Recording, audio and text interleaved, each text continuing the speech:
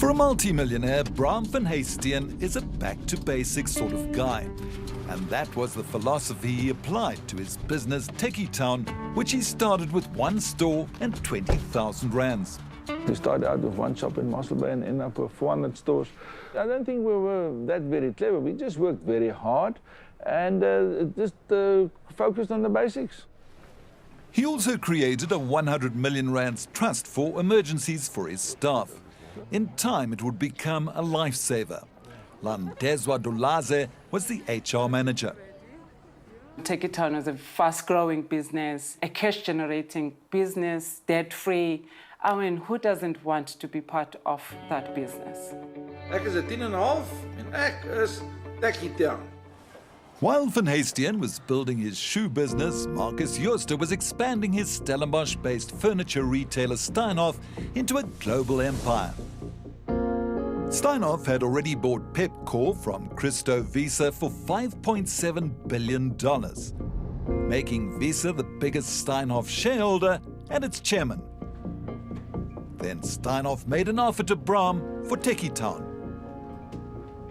Now, you'd obviously done your due diligence. You knew and trusted 𝗃𝗂𝘃.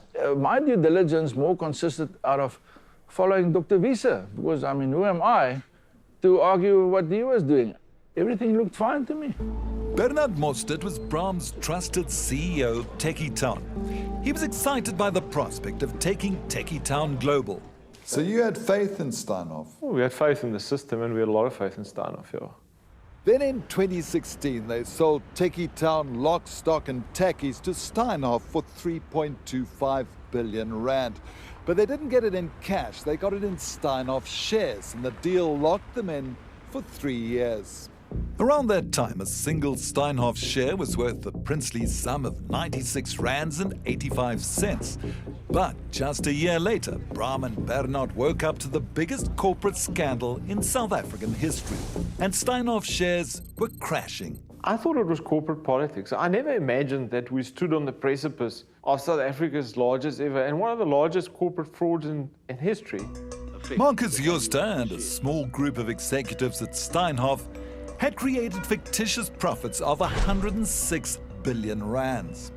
Today, a Steinhoff share will cost you less than 2 rands. As it turns out, they might as well have paid you in counterfeit notes. Absolutely, because the value that we were presented with was based on the company's own admission on misrepresentation of nearly 106 billion rand. The company calls it unlawful conduct. I agree with that. Rob Rose is the editor of the Financial Mail and has written a detailed book on Steinhoff.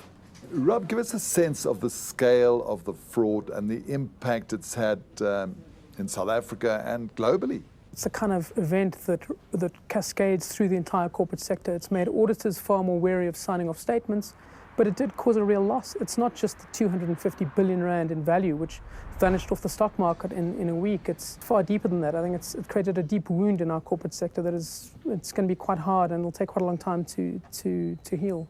𝗀𝗶𝗴𝗃𝗃 and Mostert infer that they sold their business based on a lie. So they certainly were buying into a lie. It's not just 𝗀𝗶𝗴𝗃𝗃 and Tekkie Town. Your pension fund, for example, Alan Gray, Coronation, those guys, they also bought into it. Now, 𝗶𝗏, when it happened, did you pick up the phone and speak to 𝗃𝗂𝘃? Before I could speak to him, he sent me a text message that he would never look me in the eye again. And within 2 hours, he was at my dining table with his son.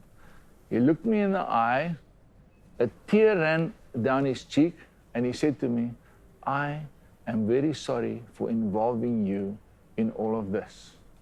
And the first thing that came across me is that the Bible that I live by tells me that 70 times 7 times I must forgive. But forgiveness may have been a little easier for 𝗀𝗶𝗃𝗃 because long before Steinhoff crashed, he'd sold 42% of Tekkie Town for $65 million. I felt like an aircraft went down and I walked away from the accident scene alive. You still had some money. You had, what, 1.5 billion or so? I had 700 million rand, and anybody that sleep uncomfortable with that type of money, I think is unreasonable. But it wasn't only about me and the 700 million as such. I had a team, and that's what concerned me most. And that's when the staff trust came to the rescue of some of his employees. Bram is the main shareholder who established the business, but we all contributed to the business, so we felt as staff that we also defrauded. But 6 months after the crash, 𝗏𝗏𝗃 left Steinhoff, and 110 Tekkie Town staff went with him. It was time to start all over again. As a team, we're not the kind of a team that sits there and wait for something to happen. In October 2018, 𝗏𝗏𝗃 and Mostert and the 110 staff started their new venture, Mr. Tekkie. But 𝗏𝗏𝗃 still wanted Tekkie Town back. Although we are forgiving in nature, people mustn't misunderstand our forgiving nature as a weakness. Our business have, through fraud, been taken from us, and we believe it's only the right thing to fight tooth and nail to get it restored. Fast forward to May 2021, and 𝗶𝗏𝗃 and 𝗏𝗏𝗃 have taken on the David role in the battle against Goliath and have urgently applied to liquidate Steinhoff International. There are claims against Steinhoff for 136 billion rands. It's proposed a global settlement to pay out only about 18 billion. But not everyone will be equally compensated. 𝗀𝗏𝗃𝗏𝗃, the biggest loser in the collapse, will get 18.7 cents in the rand. 𝗶𝗏𝗃 and 𝗏𝗏𝗃 and the pension funds, however, will only get 5 cents in the rand. Why was 𝗀𝗏𝗃𝗏 and some others getting a relatively higher payout? I wish I knew. I don't understand that. I say, share it up evenly. 𝗀𝗏𝗃𝗏 says he's not being unfairly advantaged. In fact, he told us he's made a concession. People in a similar position to mine are getting as much as 36 cents in the rand. I agreed to accept that amount in order to bring things to finality. So I made a concession. But their real anger is towards what Mostert calls the vulture investors. He says these international companies swooped in after the crash, bought up the debt, used Tekkie Town as collateral, and now Steinhoff will pay them 100 cents in the rand plus interest. So it's the so-called vulture investors who win. They win over and over and over again. And the reality is South Africa loses that money because it flows out of the country. If they win their battle, they hope the court will order an insolvency inquiry and recommend prosecutions. Steinhoff appointed PwC to do a forensic investigation which runs to over 3,000 pages. But apart from 11 pages, Steinhoff have kept its report secret. Now we have a situation where they've spent a couple $100 million to compile a PwC report, and Steinhoff, which Steinhoff is holding close to their chest. Even 𝗀𝗏𝗃𝗏 has asked them, make this thing public so that we can see who was all involved and how did this all happen. It certainly isn't acceptable that the full report hasn't come out. Financial Mail and 𝗃𝗏𝗃𝗀𝗃 have gone to court to compel the full release of that report. Because as it is, we don't know what else they haven't told us. Steinhoff declined an interview. In a written response, the company says it's dealing with multiple legal proceedings, and it firmly believes its settlement proposal offers claimants a more favorable recovery on their claims compared to a liquidation.